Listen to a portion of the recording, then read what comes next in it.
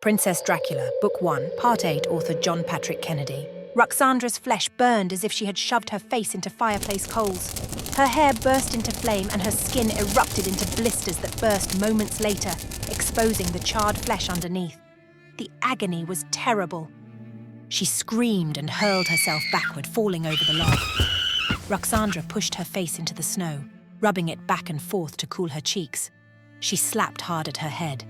The flames burned into the flesh of her palms. She pressed her hands into the snow, dousing the flames and dulling the pain. When the sun touched the bare flesh of her calf, new agony erupted. She screamed again and stumbled to her feet. She ran, limping and crying. Sunlight glinted off the ice-coated trees and reflected off the snow. The reflected light hurt her eyes, made her skin heat up, but it was nothing compared to the unbearable agony of the sun's direct touch. She ran on, looking for shelter, any shelter. The sun rose higher, lighting the sky and the earth, threatening to burn her to a cinder. She spotted a small gully and threw herself into it. There was an overhang on one side. The earth under it had been washed away, leaving a shallow hollow in the side of the gully. She crawled into the deep shadows under it. She squirmed and dragged and pulled until her entire body was in shadow. Her face and calf burned as if the heat was still on her. Tears streaked her face, and cries of pain that she couldn't control slipped out between her clenched teeth. Outside, the sun crept forward. Her eyes watered as she watched it inching across the landscape. It hurt to look, but she couldn't take her eyes off it. It was her death she watched. If the light touched her, for hours she lay there, her body pressed tight against the back of the overhang, her face and hands and leg all burned in pain as the sunlight crept its way across the ground. She watched the edge of the light roll down the side of the gully until it touched bottom. She was on the wrong side, she realized. When the sun began to descend, it would reach into her little space and burn her alive. The light slid across the gully floor, slow and unstoppable. And even though it hurt to look, Roxandra could not take her eyes off the light. The way it glinted off the snow crystals, reshaping them as it went, fascinated her. It was then she realized she could see the shape of each crystal on the gully floor. There were thousands of them, and no two matched. They splayed out in spikes and squares and even triangles. And when the sun touched them, they reshaped themselves, flowing and changing in the warmth of the light. Roxandra watched them change, fascinated by how well she could see, almost to the point of forgetting her danger. Sometime in the morning, Roxandra's burns began to heal. They still hurt, but it had become the dull, throbbing pain of flesh repairing itself, and they itched, like ants crawling under her skin. She scratched and opened the healing flesh, bringing new pain. She turned her eyes back to the snow, watching the crystals. Then the sun started sliding down the far side of the sky, and the light began creeping under her overhang. Roxandra pulled her body as far back from the sun as possible. She wished she were willowy like Madison and that she were back in the convent. She wished she were kneeling naked in the convent courtyard with the strap coming down on her naked flesh. But there was no escape for her.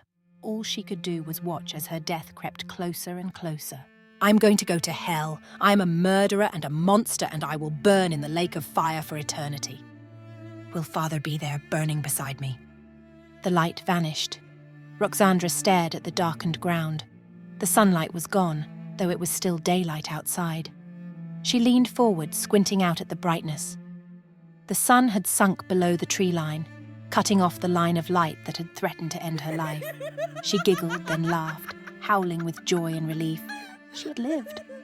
Somewhere in the midst of it all, the howls of laughter turned to sobs that shook her body so hard they threatened to send her tumbling back out into the daylight. She would stay alive for another night.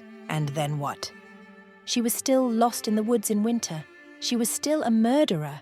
And though she didn't have fangs and talons right then, she was no longer normal. She heard too well, saw too well, smelled too well. When the sun touched her, she burst into flame. She had become a creature of darkness.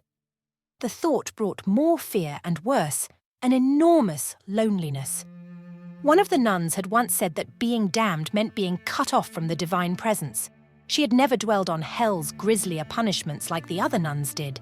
She would only say, None of us on earth, not even the worst sinner, can comprehend that unending apartness. Roxandra thought now she could. She was alone, very alone. At some point, in the midst of her tears and terrified thoughts, she fell asleep. She awoke to howling. Roxandra's eyes snapped open. She cocked her head, listening. She couldn't judge how far away it was, but whether it was close or not, she knew she couldn't stay where she was. She crawled out of the hole.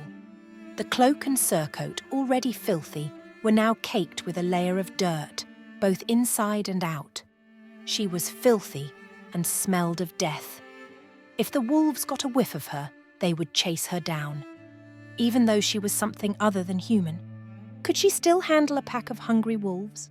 The howls came again, long, deep and soul-chilling. She crawled out of the gully and struck out in the opposite direction of the wolves.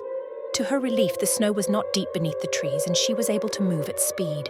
The howling faded far behind her as she walked through the night. The other sounds of the forest filled her ears.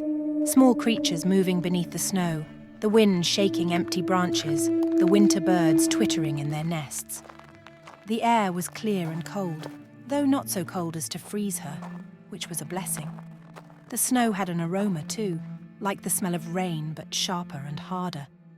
Once she caught the scent of something alive. It was a deep, musky smell, not like any animal she'd smelled before. With it came a deep, rumbling snore, somewhere in the earth. She quickened her pace until she'd left it behind. Smoke filled her nose. Roxandra froze. The smell was faint, almost imperceptible. She turned in a circle, sniffing the air. She walked a few paces, lost the scent, changed direction, and found it again. She began running through the forest. Her feet moved unerringly, as if her body could sense the obstacles and avoid them. Then she reached the forest's edge. She stood on the edge of a field, near a cluster of houses and barns surrounding a fortified manor house.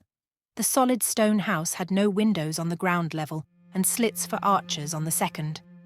A stream of smoke came from the chimney, which carried the aroma of burning wood and something cooking. Chicken broth, I think. They must be making stock. She was surprised her mouth didn't start watering at the thought of it. She strode between the houses to the manor and pounded on the big iron door, hoping the noise would get through. No one answered.